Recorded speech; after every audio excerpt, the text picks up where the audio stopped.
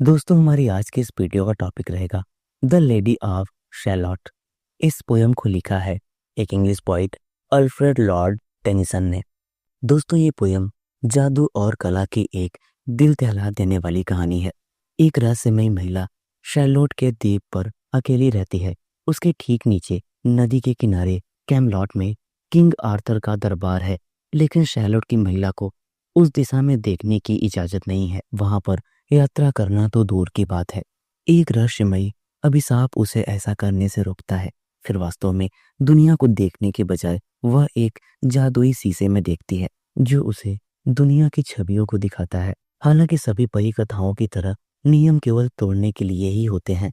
इस पोयम की स्टोरी बताती है कि महिला आखिरकार अपनी खिड़की से बाहर क्यों देखती है और इस जादू तोड़ के घातक परिणामों की खोज करती है। तो आइए दोस्तों, हम इस पोयम की समरी को देखते हैं। नदी की दोनों ओर जौ और राई के लंबे खेत खुले मैदान को कपड़ों की तरह ढकते हैं और क्षितिज की ओर फैले हुए हैं। इन खेतों से होकर सड़क गुजरती है जो कैमलॉट के बड़े महल की ओर जाती है, जिसमें कई मीनारे हैं।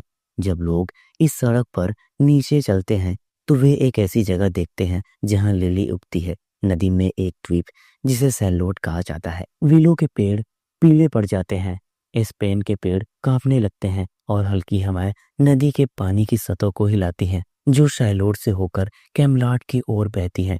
द्वीप पर एक चौकोर ग्रे मीनार वाली इमारत फूलों के बगीचे की ओर देखती है। यह शांत द्वीप शैलोट की महिला को घेरता है और आश्रय देता है। नदी के किनारे व्हीलों से ढके हुए भारी सपाट तल वाली नावें धीरे धीरे घोड़ों द्वारा खींची जा रही हैं। रेशमी पाल वाली छोटी नावें बिना किसी की नजर में आए हल्के से नदी के नीचे कैमलॉट तक जाती हैं। लेकिन क्या किसी ने वास्तव में शैलोट की महिला को अपना हाथ हिलाते हुए या अपनी खिड़की पर खड़े होते हुए देखा है? क्या कोई वास्तव में उसे जानता है, या क्या वह पूरे देश में शैलोट की महिला के नाम से ही जानी जाती है? सुबह सुबह अनाज की कटाई करने वाले लोग ही उस मधुर गायन को सुन पाते हैं जो कैमलॉट की ओर बहती नदी के ऊपर गूंजता है। जब चांद निकल जाता है और थका हुआ फसल काटने वाला हवादार पहाड़ियों पर अपना अनाज जमा कर रहा होता है, तो वह सुनता है और अपने आप से फुसफुसाता है कि गायन शैलोट की मंत्रमुग्ध महिला से आ रहा है। शैलोट पर अपने टावर में लेडी लगातार शानदार रंगों में एक सुंदर टेपेस्ट्री बुनती है। उसने यह फुसफुसाते हुए सुना है कि अगर वो सीधे कैमलॉट की ओर देखती है तो उस पर एक अभिशाप आ जाएगा।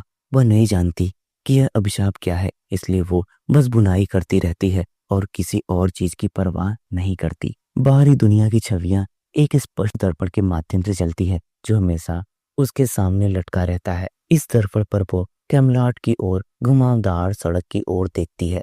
वह नदी की घुमावदार सतह, गंभीर किसानों और बाजार जाने वाली लड़कियों के लाल लबादे देखती है जो उसके टावर से गुजरती है। कभी कभी वो खुशमिजाज युवतियों के समूह को देखती है, या एक पादरी को इत्मीनान से सवारी करते हुए, या एक घुंघराले बालों वाले चरवाहे लड़के को, या चमकीले लाल कपड़ों में एक लंबे बालों वाले युवा शूरवीर को जो कैमलॉट की ओर अपना रास्ता बनाते हैं। और कभी कभी अपने दर्पण के माध्यम से वो शूरवीरों को जोड़े में सवारी करते हुए देखती है। लेकिन उस लेडी के पास खुद कोई शूरवीर नहीं है जिससे वो प्यार करे और उसके प्रति वफादार हो। लेकिन वो अभी भी आईने में दिखने वाले अद्भुत दृश्यों को बुनना पसंद करती है। कभी कभी रात के सन्नाटे में गानों और रोशनी और संगीत से सजी एक शव यात्रा कैमलॉट की ओर जाती हुई गुजरती है। एक बार जब चांद निकलता था तो दो नवविवाहित जोड़े वहां आए। फिर महिला ने कहा, मैं दुनिया के इन प्रतिबिंबों से आधी अधूरी उब चुकी हूँ। लेडी की खिड़की से सिर्फ एक तीर की दूरी पर एक आदमी खेतों से होकर गुजरा। पत्तियों के बीच से चमकता हुआ सूरज बहादुर सर लैसलॉट के पीतल के सीनगार्ड कवच पर तीव्रता से प्रतिबिंबित हो रहा था।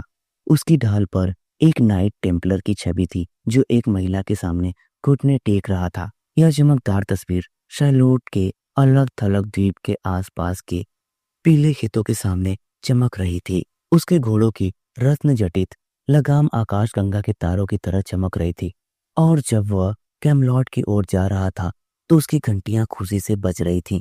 उसकी सजी हुई तलवार की बेल्ट से एक चांदी का शिकार करने वाला सिंह लटक रहा था और उसका कवच घंटी की तरह बज रहा था जब वह शैलोट के एकांत द्वीप से गुजर रहा था। बादल रहित नीले आसमान के नीचे उसकी रत्न जड़ित काठी चमक रही थी और उसका पंखदार हेलमेट आग के लपटों की तरह जल रहा था। जब वो कैमलॉट की ओर जा रहा था, वो ऐसा लग रहा था जैसे किसी अंधेरी और तारों भरी रात में कोई उल्का पिंड शैलोट के ऊपर से गुजर रहा है और अपने पीछे रोशनी की एक किरण छोड़ता है।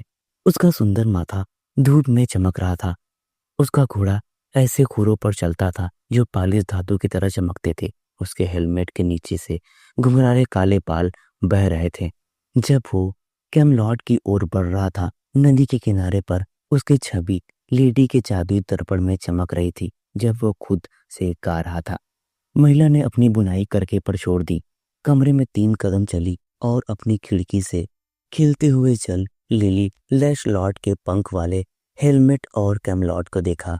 फिर उसकी बुनाई करके से उड़ गई और जादुई दर्पण सीधा टूट गया। महिला चिल्लाई, मेरे ऊपर अभिशाप आ गया है।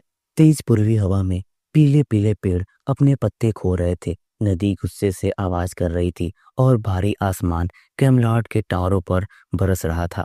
महिला अपने टावर के नीचे आई और एक फिलो पेड़ के नीचे एक परित्यक्त नाव पाई।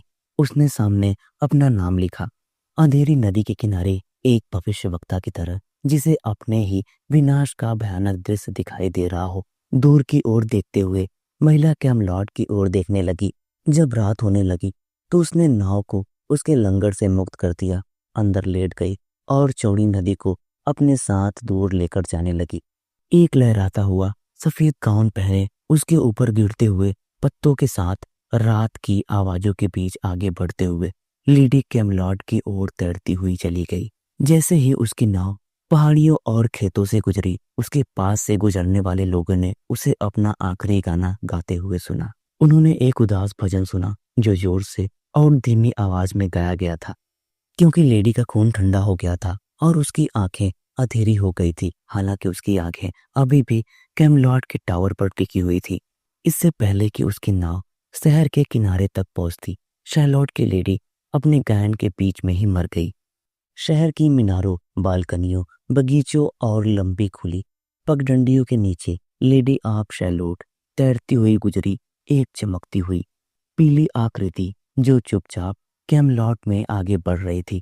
नागरिक, सूरवीर और नगरवासी, लॉर्ड और लेडीज सभी उसे देखने के लिए घाटों पर आए और नाव के अगले हिस्से पर उसका नाम पढ़ा।